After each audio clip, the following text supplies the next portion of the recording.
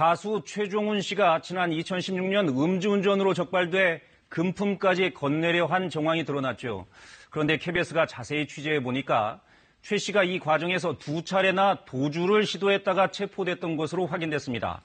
그런데도 공소장에는 이런 사실들이 모두 누락됐습니다. 경찰과의 유착 없이 이런 일이 가능할까요? 김수영 기자가 보도합니다.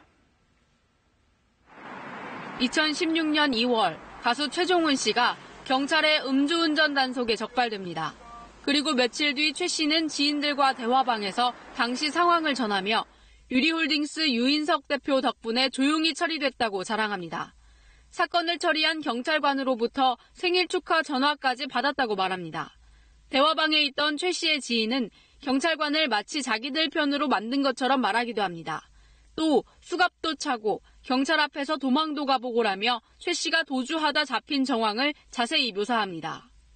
KBS 취재 결과 최 씨는 음주 단속 당시 2차례나 도주하다가 결국 체포돼 수갑을 차게 되자 200만 원을 주겠다고 제안한 것으로 확인됐습니다.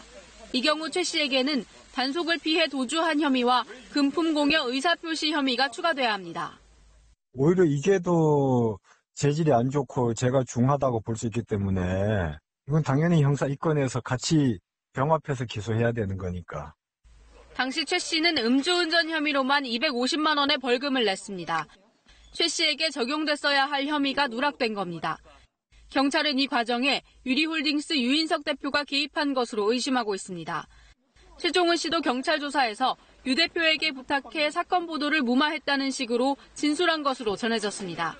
이에 따라 경찰은 유 씨와 유착한 의혹을 받고 있는 윤 총경을 재소환해 최 씨의 음주운전 사건 처리에 어떤 영향을 끼쳤는지 조사할 것으로 보입니다.